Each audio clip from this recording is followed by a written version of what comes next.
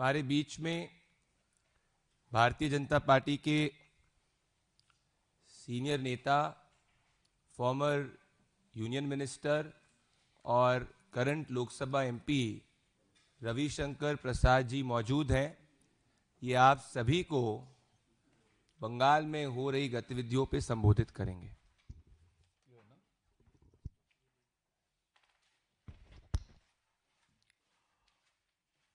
नमस्ते मित्रों, जैसा बताया मिस्टर भंडारी ने कि एक बहुत ही गंभीर विषय पर चर्चा करने के लिए पार्टी के राष्ट्रीय मंच से मैं आपसे बातचीत कर रहा हूं। आजाद भारत में बंगाल में जो हुआ वो आज तक नहीं हुआ कि एक सिटिंग मुख्यमंत्री एक प्राइवेट प्रॉपर्टी में घुसकर जहां मनी लॉन्ड्रिंग की कार्रवाई चल रही है ईडी के द्वारा, वहां चली जाए, ईडी के लोगों को धमकाए और पेपर स्नैच कर कर वॉकआउट कर जाए। आज देश के प्रमुख अखबारों में फोटो छपी है, वो वॉकआउट कर रही हैं पेपर लेकर। ये मामला क्या है कि कोल स्कैम को लेकर, कोल की स्मगलिंग और हवाला ट्रांजैक्शन को लेकर ईडी कार्रवाई कर रही है। उसमें कई जगह रेड वगैरह हुई और जो मिस्टर जैन हैं उसके कंसल्टेंसी फर्म के बारे में यह शिकायत आई कि करोड़ों रुपए का ट्रांजैक्शन यहां से हुआ है। यह बात हम नहीं कह रहे हैं, ईडी ने अपने ऑफिशियल स्टेटमेंट में कहा है, जो उनके वेबसाइट पर है, उसकी कॉपी हमारे पास है। उन्होंने पूरा लिंकेज बताया है। ऐसे में वो काम करने गए थे और आपको मालूम है बंगाल कोल स्मगलिंग का एक बहुत बड़ा हॉट स्पॉट बना है। रूलिंग पार्टी के बहुत लोग का इन्वॉल्वमेंट है, उसकी चर्चा कई बार हुई है, हम लोगों ने भी किया है। यहां पर स्पेसिफिक केस था और मैं फिर रिपीट करूंगा, ये रेड न ममता जी के घर पर थी, न उनके ऑफिस में थी, न टीएमसी के दफ्तर में थी, न टीएमसी के किसी नेता, विधायक, एमपी या ऑफिस बेरर के घर पे थी। ये रेड थी एक प्राइवेट कंसल्टेंसी फर्म जिसके यहां करोड़ों रुपए के मनी लॉन्ड्रिंग की शिकायत आई थी कोल स्कैम में, उसको फैसिलिटेट करने के। और ये मैं फिर कह रहा हूं, ये मैं नहीं कह रहा हूं, ये बाकायदे उनके स्टेटमेंट में है जो उनके वेबसाइट पर है। आपको हम वो कॉपी हम दे देंगे प्रेस के बाद। ऐसे में ममता जाती हैं, वो सिटिंग चीफ मिनिस्टर है और समाचार पत्रों में यह भी लिखा हुआ है जैन का घर कहां है। गाड़ी छोड़ती हैं और फ्लैट में घुसती हैं, उनके पुलिस कमिश्नर जाते हैं, पुलिस अफसर जाते हैं और वहां ईडी के लोगों को हड़काते हैं और ये बहस करती हैं और कागज छीन करके लेके चली आती हैं। उनका आचरण नहीं अमर्यादित, असंवैधानिक, शर्मनाक है, लेकिन लोकतांत्रिक मर्यादाओं का उन्होंने तार तार कर दिया है। The entire action of the chief minister is not only unethical, irresponsible, unconstitutional, but she has put the entire democratic process and governance to shame. मुझे याद आता है कि आज वो मामला भी है, आपको मालूम है कि लालू प्रसाद के खिलाफ दिल्ली कोर्ट ने चार्ज फ्रेम कर दिया वो लैंड फॉर जॉब स्कैम में, और कहा है कि वो सिंडिकेट चला रहे हैं। जब चारा घोटाले की लड़ाई हम लोग बिहार में लड़ रहे थे, स्वर्गीय सुशील मोदी और हम, बड़ी लड़ाई थी, रेड हुई थी, लालू जी गिरफ्तार हुए थे, लेकिन एक बात मैं कहूंगा, कभी लालू जी या राबड़ी जी ने सीबीआई के दफ्तर में रेड करने की नहीं सोची थी। बात को समझिए, जो मैं कहना चाह रहा हूं। तो ये तो कमाल हो गया ना। ममता जी, आपको घबराहट क्यों है? The BJP would like to ask madam Mamata ji, what is your linkage with that consultancy firm? आपको इतनी घबराहट हो गई?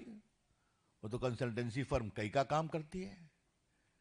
लेकिन अगर घोटालों की जांच हो रही है, कोल स्कैम की जांच हो रही है, तो आपको इतनी परेशानी क्यों है?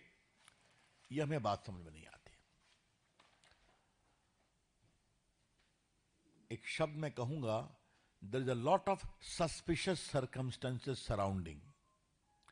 ममता जी एक सीनियर नेता है ना, 10 साल से मुख्यमंत्री है, 15 साल से, 14 साल से केंद्रीय मंत्री भी रही हैं, तो गवर्नेंस समझती हैं। ये क्या है? तो अगर ममता बनर्जी सारे नियमों, कानून, लोकतांत्रिक मर्यादा को तार तार करके गई हैं, तो वहां कुछ बहुत सेंसिटिव था जिसको निकालना जरूरी था। I repeat, there is a lot of suspicious circumstances surrounding the whole, I would say, barbaric action of Mamta ji. She is CM for 14 years, has been a central minister, knows the norms of governance. And if she goes and raids a particular house where official raid of the ED is going on in case of coal scam and snatches the file and comes out, that means she was trying to rescue something sensitive implicating her and her party. और क्या कहा जाए? इसका inference और क्या हो सकता है? और ममता जी ने कोई पहली बार तो किया नहीं है। याद करिए, जब शारदा स्कैम में राजीव कुमार जो डीजीपी थे, उनको बात हुई थी, उनको सीबीआई ने इंट्रोगेट करने की बात की थी, तो वहां जाकर धरने पर बैठ गई थी। संदेश खाली में उस मेन एक्यूज को बचाने के लिए क्या क्या नहीं किया। मुझे तो पार्टी ने कई बार बंगाल में एट्रॉसिटी की जांच करने के लिए भेजा है, चाहे वो लोकल बॉडी का इलेक्शन हो या ग्राम पंचायत में जो अत्याचार हुआ। तो मैं संदेश खाली भी गया था, तो संदेश खाली में कहा गया कि आप मत जाइए। मैंने कहा क्यों नहीं जाएंगे, देखा जाएगा। तो बाद में मेरी जो अपनी सिक्योरिटी थी, सीआरपीएफ, वो थी, और फिर महिलाएं आई। बाकी लोगों को कोर्ट से परमिशन लेना पड़ता है, हमारे साथ कई एमपीज गए थे। ये क्या हो रहा है? आज तक उसको बेल नहीं ना हुआ। कौन शेख था वो, याद करो। हाँ, स्टिल ही इन जेल। तो उसको बचाने की कोशिश, पुलिस अफसर को बचाने की कोशिश, और आज रेड करना। ये जो ममता जी का पूरा इतिहास है, ये बहुत ही दुर्भाग्यपूर्ण है।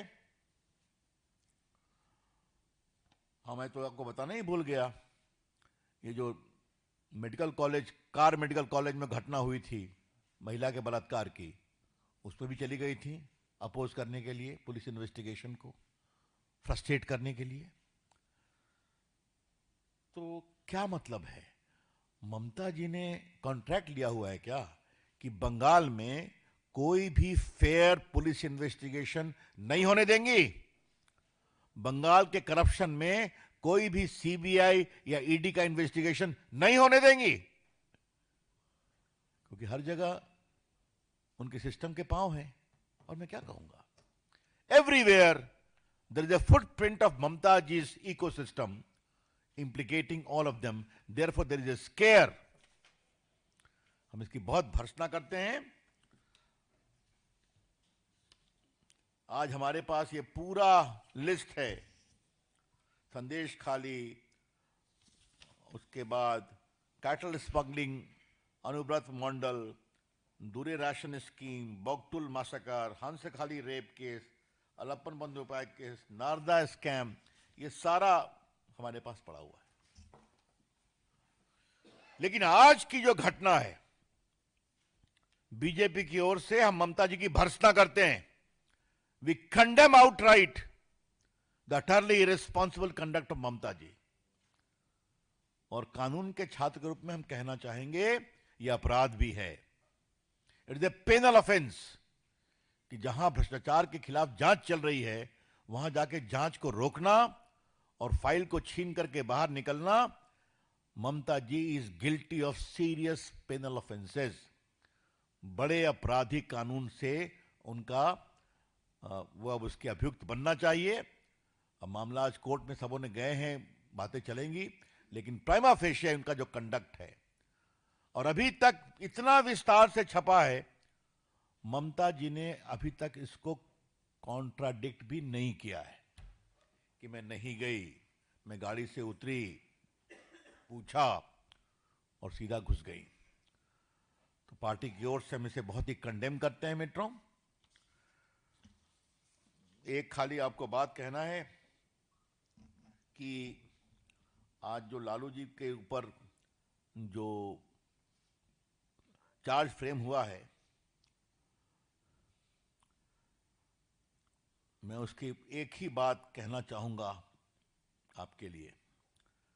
The court finds on the touchstone of suspicion there existed an overarching conspiracy by Lalu Prasad Yadav towards using public employment as a bargaining chip for receiving immovable property for his family, daughter, wives and sons. तो ये हाल है और इनके बारे में मैं एक ही बात कहूंगा कि कहीं तो फुल स्टॉप करते लालू बाबू। लालू प्रसाद को चारा घोटाले के 4 अलग अलग केसों में 32.5 साल की सजा हुई है, 32.5 years। Bitumen scam, selling the property, land for job scam. तो कितना स्कैम करेंगे लालू बाबू, क्या मतलब है इसका?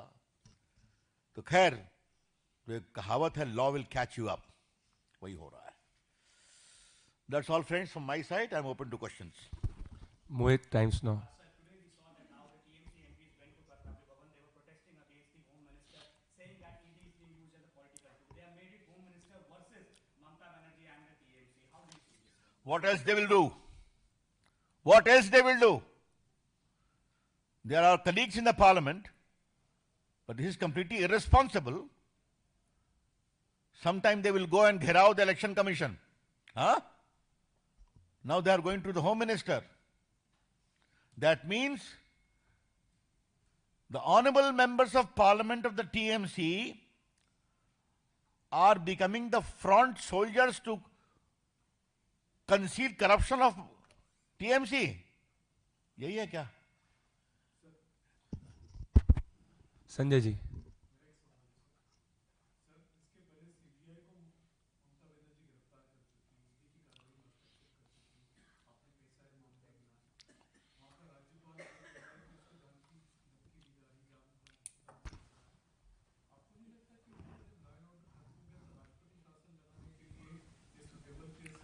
हमें पूरा विश्वास है कि कुछ महीनों में वहां की जनता ही उनका पूरा हिसाब करने वाली है।